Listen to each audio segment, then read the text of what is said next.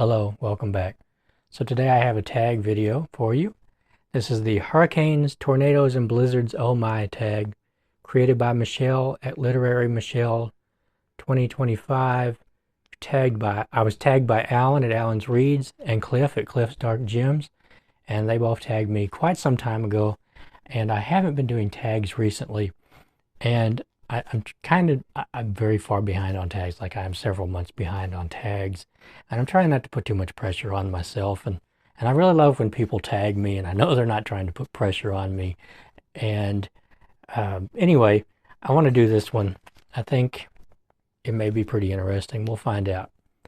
Interesting. My answers for it may be interesting, maybe not. Who knows? You may go, "Oh, this is boring," and click off. We'll just have to find out. And it's fine if you do. So question number one, or prompt number one, is how do you think an extreme weather event such as a hurricane, tornado, or blizzard impacts the plot of a book? A lot of times that has to do with the skill of the writer in particular.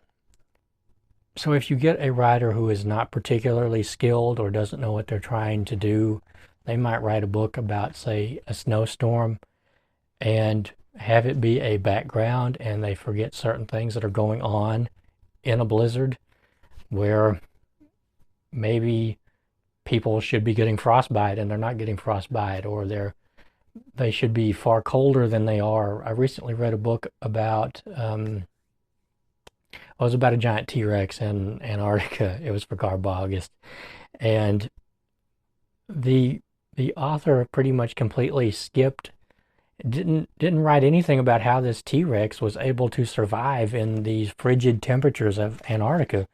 And the people weren't nearly cold enough. It was like a complete background. But it's very cold in Antarctica, and that should have been a central part of the book, and it wasn't. And then you have some books, oddly enough, I read a book last year for Garb August also, which was called, I believe, Riptide. There's a big shark on the cover about to attack this lady swimming. It was my second video ever on Booktube, and somehow I forgot all about it because I said recently that I had never read a book about a shark attack or an animal attacks book about sharks, which was turns out not to be true. My second video ever was about sharks, or a shark attack, which is like Jaws. It's very much like Jaws, but in the middle it switches to a hurricane and the shark is just completely forgotten. So it's supposed to be about the shark and how they deal with this shark eating people.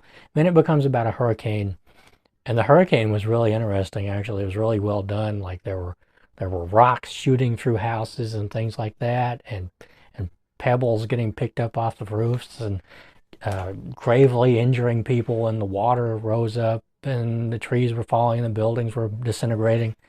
So it is very important, and it's very important for a writer to take that into account and think of it like if you were there. For instance, there's a very interesting scene in, well, it's a nonfiction book, but it's about Ernest Shackleton's voyage to Antarctica, and they were there for quite some time, but Shackleton had to lead a team from Antarctica over to an island, and on the way they go through this freezing cold ocean, and that is just masterfully done. This description of how they had to keep rowing all the time to keep from freezing to death, how they would be covered in ice. And so what I'm trying to say here, and I'm rambling, and I've been very rambly. I've made a couple of videos and they've been very rambly. It impacts the book very greatly. And what I'm trying to say is that an author needs to keep that in mind and needs to fully understand what's going on and explain that to the reader. Otherwise, it may be lost in the text and not have the impact that it needs to have. Okay, moving on. Number 2, name a book you've enjoyed where some type of natural disaster or storm played a role in the story. So I chose Desolation Island by Patrick O'Brian. It's part of his Aubrey Maturin series. And now it's been several years since I read this book, What I remember is that at the time, Jack Aubrey is captain of HMS Leopard, and they are, I believe they're being chased by a Dutch vessel. I believe it was Dutch. It's like I said, it's been quite a while. And they come across this, they are in the southern uh, hemisphere. They're down kind of near Antarctica, actually. And a storm comes up. It destroys some of the rigging. They've been battling with the ship also. And the ship is holed, so water is coming on board. And for day after day after day before they can get to land, which is Desolation Island, they have to, there is a like a giant pump in these ships, and it comes out, and there are, I'm having trouble finding my words. There are giant, it's like a, I think it's called a capstan, and there are these big boards that stick out of this capstan, and they have to push it around and around and around, and it's like an Archimedes screw, I believe, and it carries water up and out the scuppers. And they have to do this endlessly, day after day after day, to keep from sinking, and they are just completely exhausted, and they all take their turn at it. It is the main focus of their existence, and they just get completely worn out. I mean, as you might imagine, having to walk around and around and around this wheel for hours and hours every day, all day long, all night long, not knowing if you're going to live or not. That was done very well. And I actually thought of that one time. So in this house, there is like a crawl space, but you can stand upright in it. But there's a pump, and water will seep into this space, and the pump will, push it out of the house through a pipe. And there was one night, and this has happened a couple of times. I've lived here for quite some time. This is my grandparents' house, and I grew up in this house, and they moved away, and I stayed here. And so one night, about 2 or 3 years ago, I think, the power went off, and it had been raining for several days, and so my stepdad and I had to get together, and he stood on the outside and I stood on the inside, and I was handing him 5-gallon buckets, and we were pouring it into a big garbage can on wheels, and then it would get full and he would take it out. I couldn't get my generator to start, and I never did get it to start again. Actually, I had to get another one. So for hours and hours we were doing this, and we both got injured. It's, lifting 5-gallon buckets of water, that's 40 some odd pounds of water, pouring it in, going back and forth and back and forth, and you're standing in water and trying to keep the house from flooding. And eventually we both just got so worn out that I just said, whatever happens, happens, and I'm going to bed.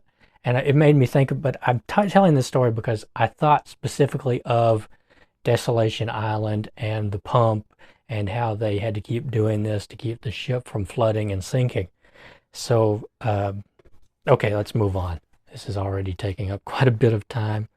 Number 3, have you ever experienced a weather event that had a lasting impact on you or was a memorable time in your life?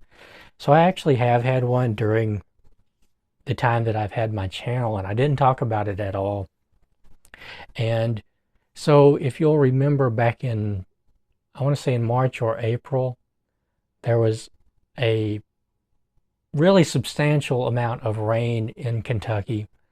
And my grandpa told me that he saw on the news it was like 16 inches.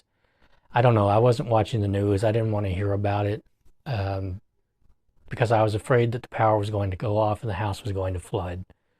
But what happened was, and I didn't talk about it on the channel because at the time my problems seemed really small and insignificant compared to there were people losing their homes, there were people dying. So my problems, I didn't want to talk about them because they seemed so insignificant, and they were in the greater scheme of things. But my bedroom flooded. Like, I woke up in the morning and there was some water on my floor, and it wasn't a lot, and there was really nothing I could do about it. I got out. I have um, like a carpet cleaner that vacuums water, because this has happened a few times over the years that I've lived here and that I lived here with my grandparents. But there was really nothing I could do about it. It was coming in from an area of the house that really water shouldn't be coming in from, but it happens so rarely that it's like a once in a decade kind of thing. So I wasn't put off by it. But I went back down there around noon, and there was a good inch of water in my bedroom. My carpet was completely soaked. My closet was completely soaked, and I have like a walk-in closet, and I had to vacuum all that water up. And even though I was able to vacuum all that water up and I was able to take care of that, I don't know exactly what happened. I think that my carpet cleaner had sat for so long that it developed a really funky smell, and it smelled up my whole room. And even after I had dealt with the moisture and everything, uh, I had to buy all these different things to get the stink out of the carpet. And it wasn't mildew or anything like that. I really think it was the carpet cleaner. And it went on for some time. I had to move all my furniture out of there into, a lot of it I moved into the walk-in closet actually. And I was sleeping on this couch for about 2 weeks. And like I said, my problems compared to what other people were going through, what they were dealing with, were really insignificant. So I just didn't mention it. But it did have, it did have an impact on me. And I'm just grateful that the power stayed on, that the house didn't flood, that that's all I had to deal with. And uh, I felt awful for the people who were losing their homes, for the people who had lost loved ones and pets. And I I actually drove down, so I live in between Lexington and Danville, and the Kentucky River is that direction. And when I was young, my grandparents had a camper at an RV park on the Kentucky River, which is about, I think it's about 8 or 9 miles that way. It's right between Jessamine and Garrett County. And I drove down there and it was completely underwater. Like, there's an old bridge, so there's a tall bridge now, but there used to be an old bridge, and I had seen in a picture from the 1920s where the water had reached almost to the level of that bridge, and that was just unimaginable to me. And when I went down there that day, that water was at the same level, and that entire campground was underwater, and it's quite a ways up from the actual river on a regular day. I'd never seen the river at that level before, and I hope I never see it at that level again. It was just crazy. And I saw it several days after the water had been going down. So I can only imagine what it was at, what it was like when it was at the peak flood stage.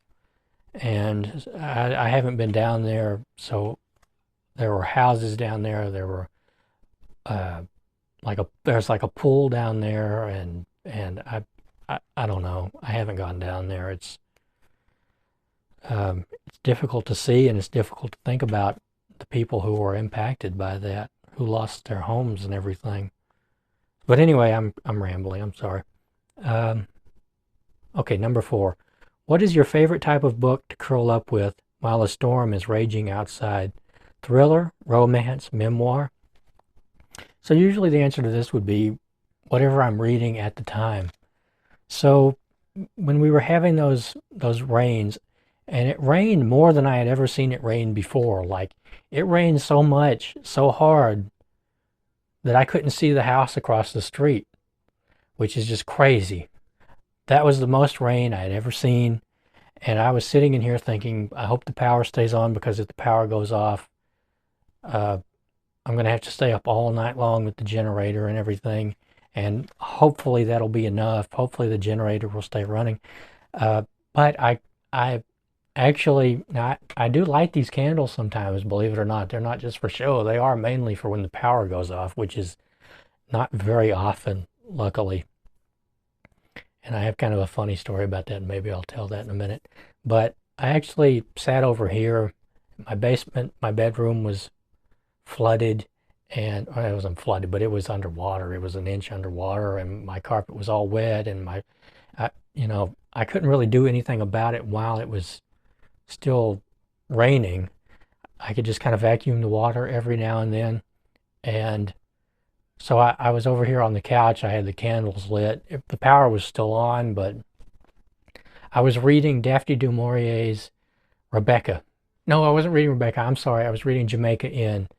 And it was raining really hard, and it was dark, and the candles were lit, and I was reading this gothic story, and it was just really, it really helped me through that. And I think that was a good read for that time, even though I feel like that book was vastly overdone. And I think Daphne du Maurier came to think that that book was overdone too later on. Okay, number 5. Name a book character you've enjoyed who had to overcome or endure a weather-related hardship. So the trouble with a question like this is that I don't really tend to remember book characters very well. And so I don't really have an answer for this. I guess I could go with Bernie Rodenbar from Lawrence Block's Bernie Rodenbar series. Specifically the book The Burglar in the Library. He goes to an English style inn in upper New York, and they get snowed in, and there's a murder, and he's there trying to steal a book. And I really, really enjoyed that book. It reminded me very much of the movie Clue. And so I'm going to go with Bernie Rodenbar for that one, because I can't really think of another one other than Jack Aubrey and Stephen Maturin and the characters in Desolation Island. Number 6. If you were told to evacuate your home, which 3 books are in your go bag and why? So I'd probably go with the 2 books that I'm reading. I usually read 2 books at a time. I read a nonfiction book and a fiction book. And I probably, for my third one, would probably be my in-between book, which is the book that I read in between other books, kind of get over my slump. I've made a video about that. I don't know if it'll be before this video comes out or after. Probably after. But yeah, I think that's what I would pick, because that's usually what I have at hand, and I think that's what I would pick. Otherwise, I would probably be stuck here all the time, and somebody would probably have to grab me and take me out of the house, just because I can get lost in looking through books. I mean, I really can, and I wouldn't know what to pick. I would have no idea what to pick, and I probably wouldn't have time to pick anything. So I would either take those 3 books, or I would have to just grab something off the shelf. I don't really collect books, so I don't have any that are worth a lot of money. I have some that are worth like $100, but that doesn't really factor into my buying books or anything like that, or saving books. Yeah, I think I would go with the ones that I was reading at the time. Number 7. If you were writing a novel and had to use one of the following, hurricane, blizzard, tornado, or wildfire in the story, which do you choose and why? So I have thought before, and I've said this before, I have long wanted to write a novel about a blizzard, like a mystery or a horror that takes place in a blizzard, or a mystery or a horror novel that takes place during a like a storm at sea. So that could be a hurricane or a blizzard. And I would have difficulty choosing between those 2. I'd probably pick a storm at sea, because it could have both of those elements, kind of a hurricane blizzard type element with, large swells and everything. And I've always wanted to write a book that took place, like I said, in an inn, a hotel, or a cruise ship. And I would love to do that. And I think of plots all the time. I have ideas for them all the time. And I just don't know how I would really go about that. And I don't write fiction anymore. I should, but I don't. And I'd probably go with either one of those, a blizzard or a hurricane, and most likely at sea. So number 8, is there a book on your current TBR that features some type of inclement weather or natural disaster? So I don't really have a TBR. I have a room full of books, and I choose and pick and choose from them. I don't tend to make TBRs because they don't work for me. I can't stick to them. I've never been able to stick to them. And so there are loads of books in here. I'm sure a lot of them have to do with storms. There's one right over here, which is a nonfiction. Let me see. Here is The Children's Blizzard. So this is about a blizzard in the Midwest in the 1888. It's a nonfiction book, but that's one possibility. I'm just looking around to see. I'm sure there are others around here that would count.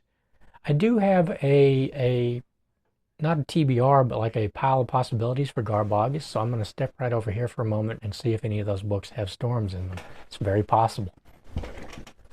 So unfortunately, none of the books on my Garb August pile of possibilities have storms as central parts of the plot. But I am certain that there are books in here that have storms as central parts of their plots. These are my fiction books. I'm sure there are storms, blizzards, hurricanes, fires, all kinds of things. Nonfiction, these up here are books about the sea, so there are certainly books about storms at sea. Ernest Shackleton's books are right here. I'm sure he lived through many a blizzard in Antarctica.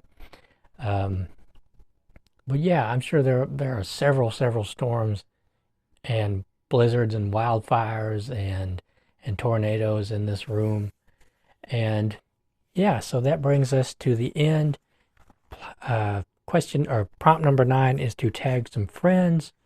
And I think almost everybody I can think of has done this. I will look and see if anybody hasn't done this. I'm not sure who would be interested in doing a tag and who wouldn't. Feel free to do it if you're watching this and want to do it.